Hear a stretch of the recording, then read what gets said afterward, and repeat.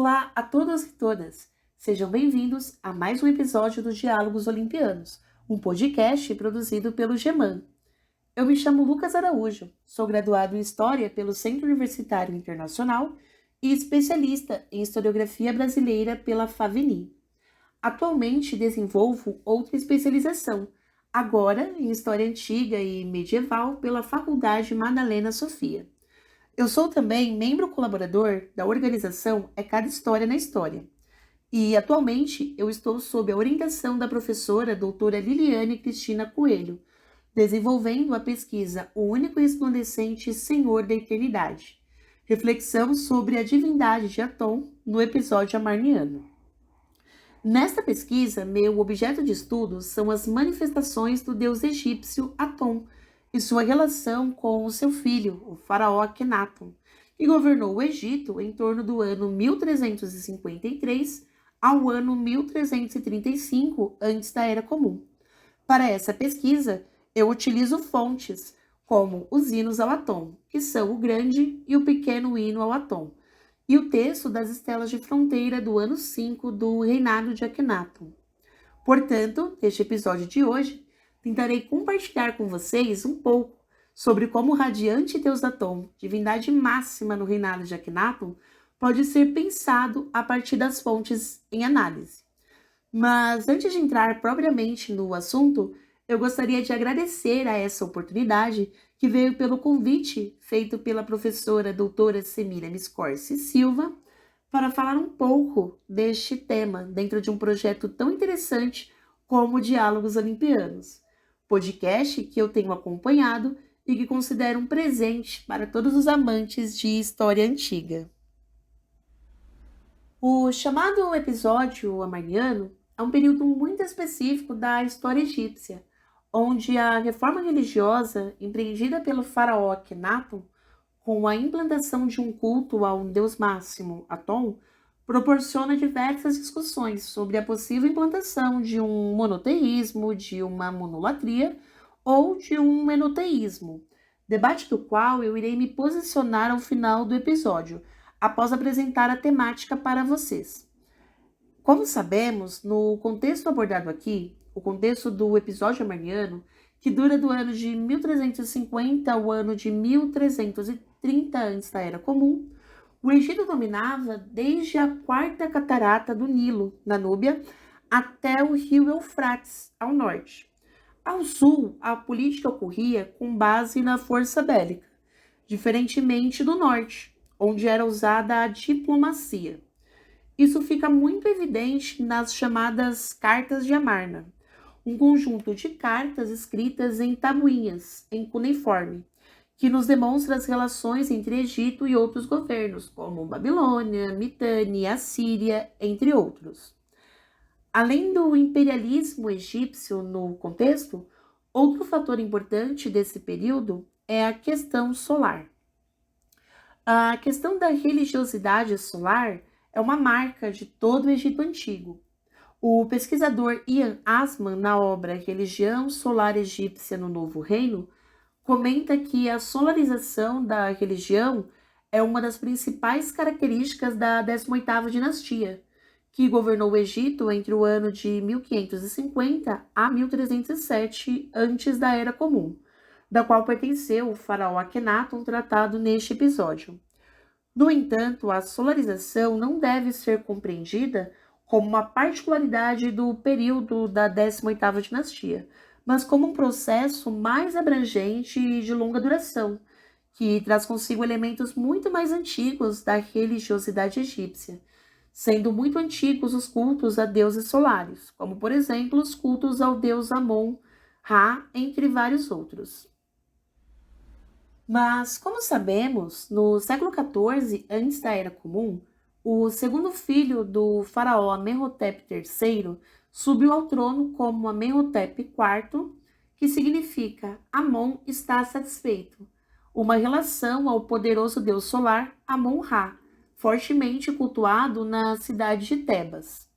Porém, no ano 4 de seu reinado, Amenhotep IV muda seu nome para Akhenaton, aquele que serve ao disco solar. O disco solar, no caso, é o deus Atom. Com isso, Akhenaton está planejando uma interessante reforma religiosa em torno de Atom, um deus até então secundário no panteão egípcio. Aqui cabe uma pergunta. Se estamos falando de solarização, com tantos deuses solares no panteão, por que Akhenaton escolheu Atom para empreender a sua reforma religiosa? Não seria mais fácil escolher um deus mais tradicional e com um clero especializado como o deus Ra, por exemplo? A resposta é o contrário. Akhenaton tinha em mente que não seria a melhor escolha adotar um deus com um clero forte e estabelecido que intermediava pelo deus. No caso do deus Atom, não havia um clero estabelecido, sendo por conta disso a melhor opção na visão do rei. Pois sem um clero que influenciaria na política, Akhenaton teria espaço para criar sua nova religião e ser o porta-voz do deus com poderes ampliados. Com isso, Akhenaton mandou construir uma nova cidade no Médio Egito para adorar o deus. Atom, cidade esta que deveria ser construída em um lugar virgem, nunca antes ocupado, e segundo Akhenaton, as orientações para a escolha do local foram dadas pelo próprio deus Atom. Sobre isso, vejamos o que diz um trecho epigráfico encontrado em uma estela de fronteira do ano 5 do reinado de Akhenaton, pela leitura do Rodrigo.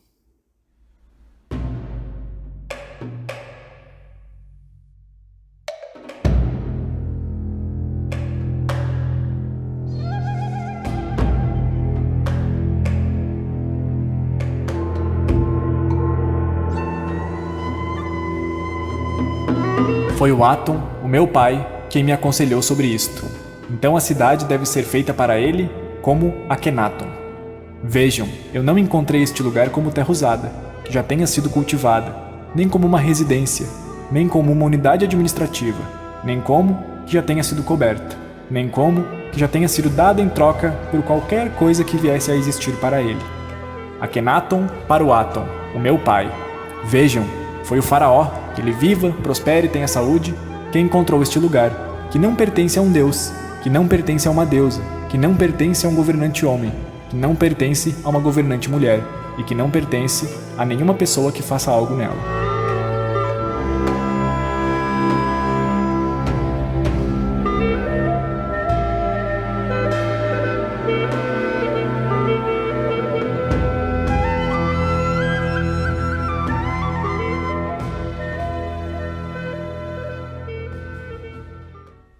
O nome dado por Akhenaton para a nova cidade foi Akhetaton, que significava o horizonte de Atom. Com isso é possível perceber a importância que o deus Atom exerce neste novo espaço. No entanto, Tel El Amarna é o nome dado pelos árabes à cidade de Akhenaton, o que significa o Monte de Amarna. Por conta disso, o episódio de adoração máxima ao deus Atom da história egípcia é conhecido pela historiografia como episódio ou período amarniano. De forma resumida, o chamado episódio amarniano trata-se então da elevação estabelecida por Akhenaton de Atom como divindade máxima, enquanto os outros deuses são relegados a um segundo plano, um fenômeno até então nunca antes visto na história egípcia.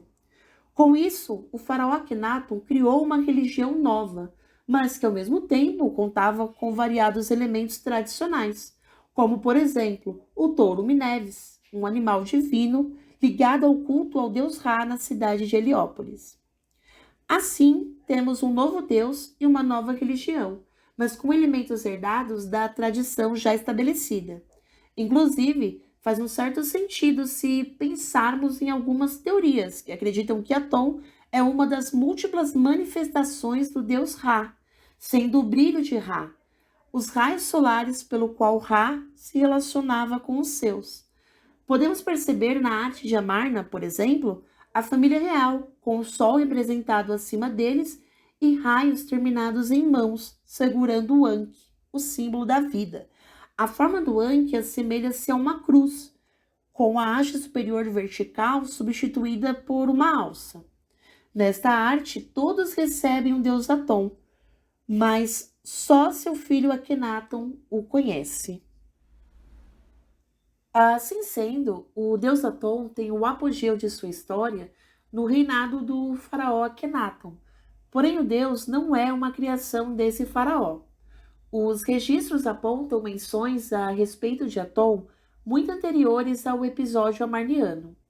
No Reino Médio, período compreendido pela historiografia entre os séculos 20 a 15 antes da Era Comum, por exemplo, encontramos uma das primeiras menções feitas ao deus no chamado Conto de Senherete.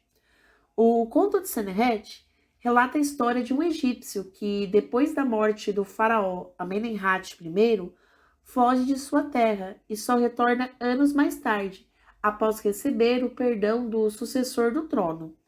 Na tradução do conto, realizada pelo professor Ciro Flamarion Cardoso, em seu livro Sete Olhares sobre a Antiguidade, podemos observar o seguinte trecho, abre aspas, ele voou para o céu e uniu-se ao disco solar. O corpo divino misturou-se com aquele que o fez. Fecha aspas. Aqui o deus Aton se relaciona ao aspecto divino de criação. O demiurgo criador, porém, ainda não é personificado como um deus propriamente. Sua personificação irá ocorrer no início da 18ª dinastia, no reinado do faraó Amés, que governou o Egito em torno de 1550 a 1525 antes da Era Comum. Podemos ver essa personificação na chamada Estela de Amés, onde as divindades solares são nomeadas e suas atribuições já são destacadas. Na estela são citadas as divindades de Khepri, Ra, Atum e Aton. No texto que se encontra gravado nesta estela, o faraó se compara aos deuses, o que pode ser lido da seguinte forma, abre aspas, como Ra, quando ele se levanta, como Aton, quando ele brilha, como Khepri, quando ele aparece nos olhos, seus olhos nas faces são como atum no leste do céu. Fecha aspas. Como vemos neste trecho da estela, é possível observar que Aton não efetua nenhum tipo de ação ou localização, nem a leste ou a oeste do céu. Ele apenas brilha. Desta forma, é nítida a diferenciação na interpretação destes deuses solares. Na morte do faraó Amenhotep I, também é utilizada a expressão poética que unifica o corpo divino daquele que o criou, no caso, o disco solar, enquanto que seu sucessor, Tutmoses I, escolhe como um de seus títulos a seguinte nomenclatura: Horus Ra, boi divino, com chifres afiados que vem de Atom. Por outro lado, veremos Rekhmire, vizir do faraó Tutmoses III, se referindo sobre sua relação com o monarca da seguinte forma, abre aspas, eu vi sua pessoa em sua verdadeira forma, Ra, o senhor do paraíso, o senhor do alto e do baixo Egito, fecha aspas.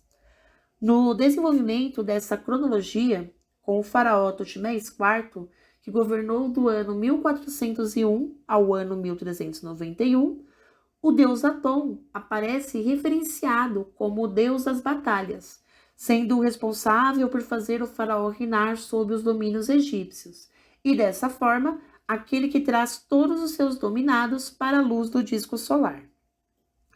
Com o reinado de Amenhotep III, as referências a Aton se tornam cada vez mais numerosas, sendo Aton já considerado um deus dentro do panteão.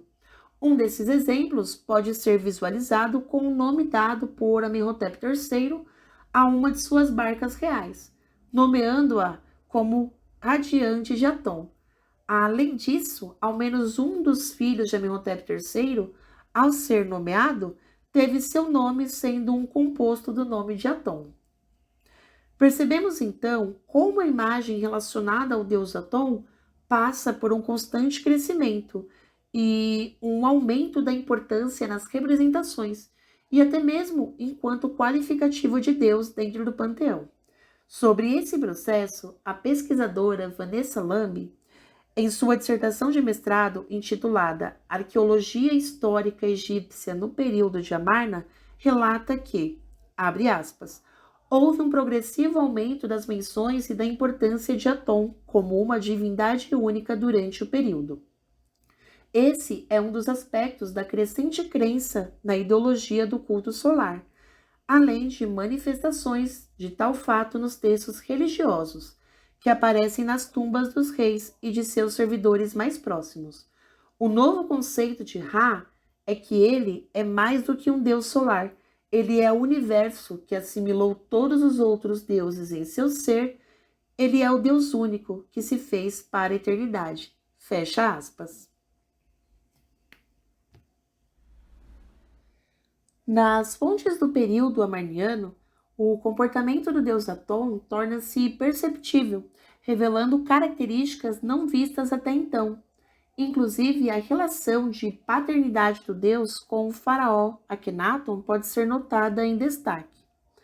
Mas antes de discutir a questão paterna, que eu considero bastante interessante e importante para a interpretação de toda a reforma religiosa de Akhenaton, quero partilhar com vocês sobre as fontes que citei anteriormente, as estelas de fronteira do ano 5 e os hinos ao Aton, mais especificamente o grande hino ao Aton.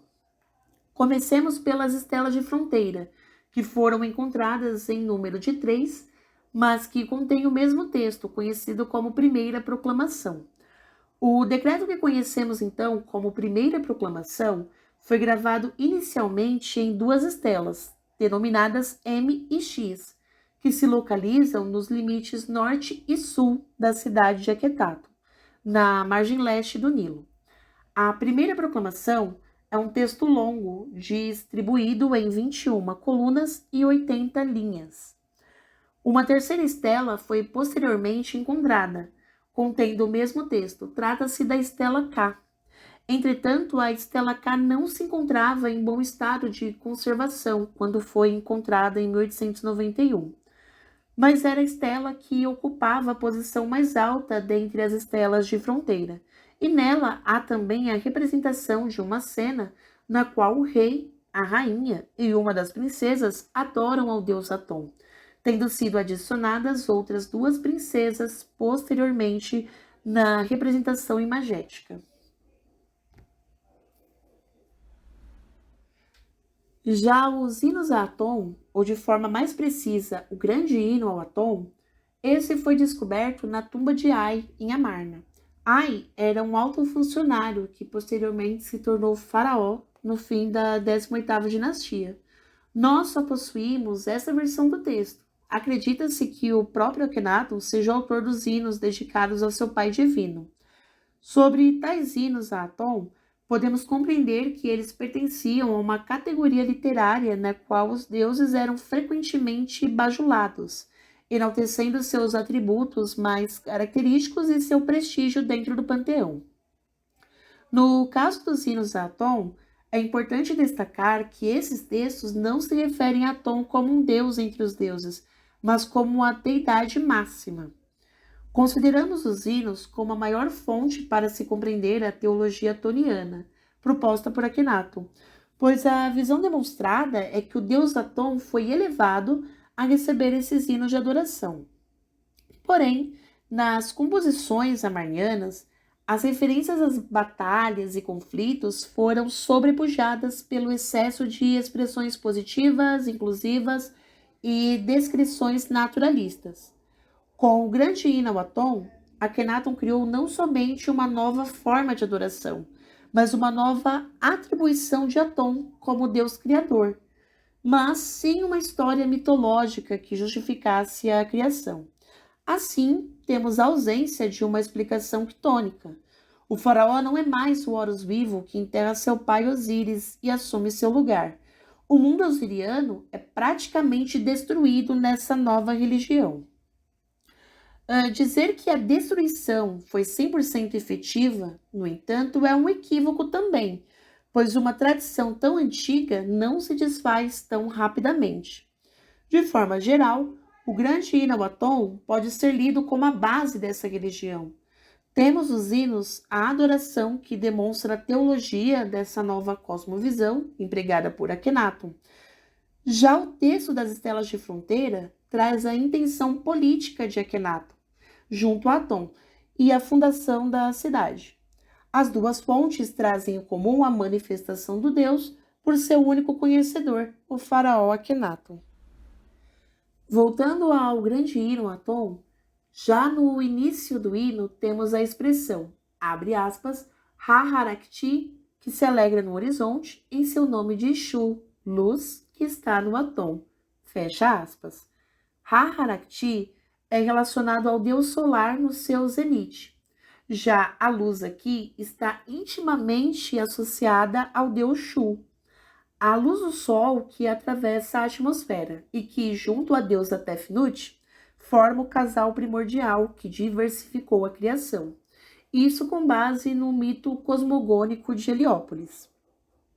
Um detalhe importante é que o nome de Atom aparece dentro de cartuchos. Os cartuchos são símbolos de eternidade, elementos da realeza. Além disso, o divino é acompanhado de um epíteto, uma expressão que acompanha o nome, igualmente reservado ao governante, que seria a expressão, abre aspas, que ele viva eternamente para sempre, fecha aspas. Talvez vocês estejam se perguntando qual a importância dos nomes e das titulaturas nas expressões que citamos. Tais como os epítetos, os nomes de trono dos faraós eram essenciais, pois indicavam seus planos de governo. Por exemplo, o nome de trono adotado por Akhenaton seria Neferkeperura Uaerá, que quer dizer perfeitas são as transformações de Ra e o único de Ra. Inclusive, a palavra Keperu, transformação, é um marco de todo esse período, como podemos ver no proêmio do grande hino Atom, a ser lido pelo Rodrigo pra gente.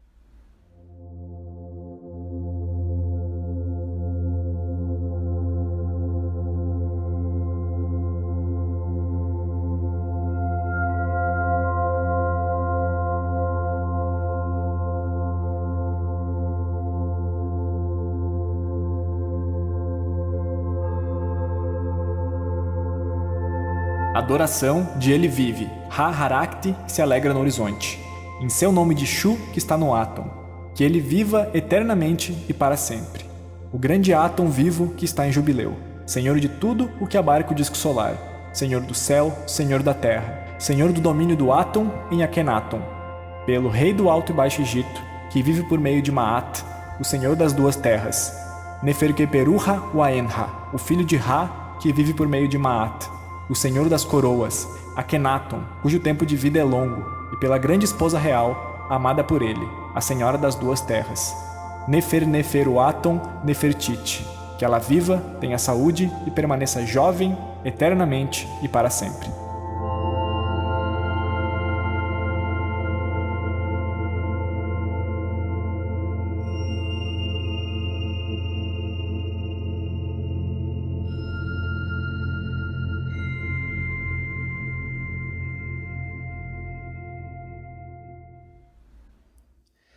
Sobre o comportamento do deus Atom, ou a questão da paternidade, sabemos que Akhenaton tinha um interesse claro em demonstrar que era filho do deus. As expressões o meu pai, aquele que me gerou, seu único filho, aparecem 4 vezes no hino. Já no texto das Estelas de Fronteira do ano 5, a palavra pai aparece 15 vezes, e a expressão o meu pai, aquele que me gerou, aparece 25 vezes. Isso demonstra o faraó como filho do deus demiurgo criador. O monarca, enquanto líder político, também se autodeclarava como o filho da divindade solar. Nesse sentido, Atom é pai e mãe ao mesmo tempo. O faraó foi engendrado pela divindade e, além de filho, Akhenaton faz com que a representação dessa relação com Deus possa aparecer como uma tríade formada por Atom, Akhenaton e sua esposa Nefertiti. Tal representação era algo comum no Egito, se pensarmos no exemplo de outras tríades familiares representadas no período, como é o caso da tríade do deus Amon. Assim sendo, é possível percebermos as possibilidades que essas fontes nos levam a compreender a relação familiar que o faraó Akhenaton assume com o deus. Não acredito que Akhenaton usou uma quantidade tão alta de menções para identificar e legitimar a paternidade de Atom por acaso. Compreendo tal relação como uma forma de aumentar seu poderio político, por meio de Akenaton, Atom é Deus e rei do Egito. Por meio de Atom, Akenaton é rei e Deus solarizado. O rei promove a sua divinização em vida, e essa divinização não remete a um novo fator em si, mas deriva de seu nascimento, uma vez que o faraó é o filho da divindade, e se torna assim o único que conhece o seu pai, nascido dele, gerado por ele e semelhante a ele. Akenaton se transforma, dessa maneira, no maior representante terrestre daquele que o gerou, e reina por meio de uma tutela de seu Pai Celestial, que o aconselha e ordena os seus direcionamentos na sua casa, na cidade de Akenaton. Em relação a como classificar esse culto, se for um monoteísmo, uma monolatria ou um enoteísmo, de uma forma geral, entendemos o monoteísmo como a adoração de um Deus único, o politeísmo como a adoração de vários deuses que podem ter o mesmo grau de importância ou não. Já no enoteísmo, temos o culto a uma única divindade considerada suprema e hegemônica, mas sem negar a existência de outros deuses. Da mesma forma, no caso da monolatria, temos um Deus em posição superior, focada em uma adoração consistente, mas também sem negar a existência de outras divindades que estão abaixo. Mas, nas monolatrias, muitas vezes, o foco da adoração pode se deslocar para uma figura humana, um governante ao qual se atribuem qualidades divinas, como me parece ter sido o caso do episódio de Amarna aqui tratado, onde nós temos um casal real divinizado, Akhenaton e Nefertiti, abaixo de um Deus criador e pai do faraó que tudo governa, Atom. O episódio amarniano teve seu apogeu nos anos seguintes à Reforma, porém, como bem sabemos, não foi um evento que durou muito, e quando o faraó Tutankhamon, filho e sucessor de Akhenaton, assume o poder, ele promove o retorno da capital do Egito para Tebas e faz um retorno a toda a religiosidade anterior. Cumpre mencionar, inclusive, que o abandono que a cidade de Akhetaton sofreu após o retorno da população para Tebas colaborou para a preservação das fontes sobre o período amarniano. Sobre Atom, o deus continuou a ser adorado por um breve período após o governo de Akhenaton, mas sem a mesma expressão. Já sobre Akhenaton, os reinados que o sucederam fizeram questão de esquecer seu legado. Como vimos, Atom já existia antes de Akhenaton. O que ganhamos de novo no período amarniano foi uma interpretação diferente da manifestação do Deus, sendo todas as atribuições dos outros deuses lançadas a Atom, que é Pai, Criador, Iluminador, Sustentador, Orientador. Ele é a base, portanto. Diante do que apresentei, no entanto, gostaria de deixar uma observação de que Akhenaton não era um governante alienado, obcecado pelo sol ou alguém que não se interessava pelas questões de Estado. Pelo contrário, as cartas de Amarna demonstram uma forte organização política durante seu governo, contrariando essas falácias. Sua reforma religiosa tinha fortes interesses políticos. Religião e política, portanto, não podem ser vistas de forma separada. Por fim, Akhenaton passou pelo que chamamos de Damnatio Memoriae, a destruição de seu legado, de sua imagem e de seu nome. O pesquisador Ian Asman, na obra Uma Nova Teologia do Estado, a Religião da Luz, diz que, abre aspas, a redescoberta do rei herético que após a morte foi submetido a uma completa Damnatio Memoriae no Egito é a mais significativa descoberta da egiptologia. Fecha aspas. Assim, Akhenaton, seu deus e sua cidade continuam vivos através dos séculos, conforme percebe Dominique Montserrat no livro Akhenaton, História e Fantasia no Egito Antigo. Além disso, de forma inspiradora, Akhenaton moveu uma lista de grandes talentos criativos do século XX para reproduzi-lo de formas variadas. Sigmund Freud, nas teorias psicanalíticas, Thomas Mann, na literatura, Frida Kahlo, na pintura, Philip Glass e Derek Jarman, nas artes cênicas. Dessa forma, Akhenaton e Aton se perpetuaram na posteridade em diferentes usos, recepções e abordagens. Bem, pessoal, busquei aqui trazer uma visão geral do episódio amarniano. Espero ter contribuído de forma a apresentar o deus Aton e sua manifestação divina na vida de um faraó morto há cerca de 3.500 anos atrás. Para finalizar essa conversa sobre o único e resplandecente Senhor da Eternidade, o deus Aton, gostaria de trazer um pequeno trecho do grande hino ao Aton, a ser lido também pelo Murilo para nós.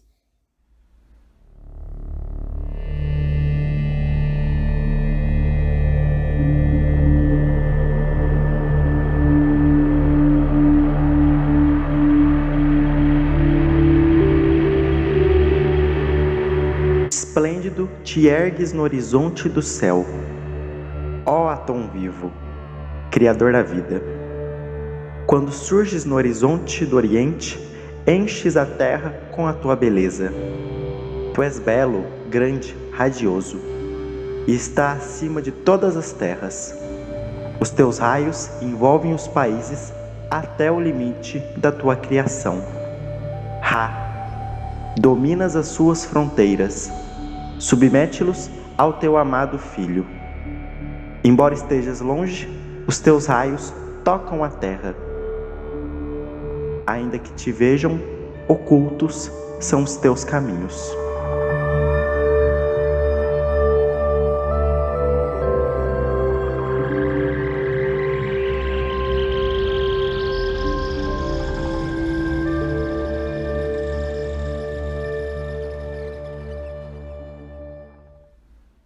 Com isso, nós chegamos ao final de mais um episódio do Diálogos Olimpianos.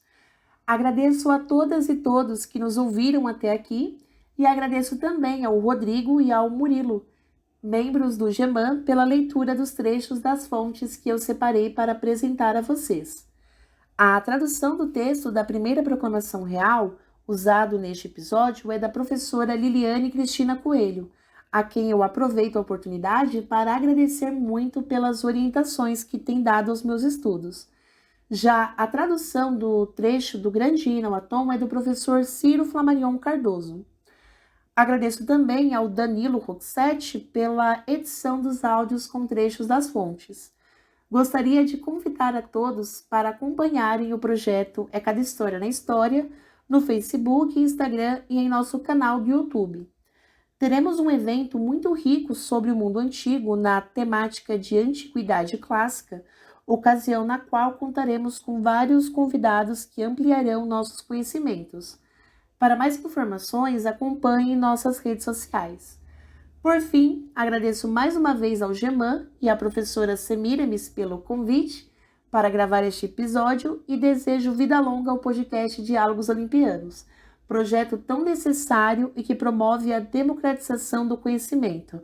Parabéns a toda a equipe. E não deixem de seguir o podcast no Spotify ou nos demais aplicativos e agregadores de podcast. Também não deixem de seguir o GEMAN nas redes sociais, como Facebook, Instagram e Twitter. Um abraço e até o próximo episódio.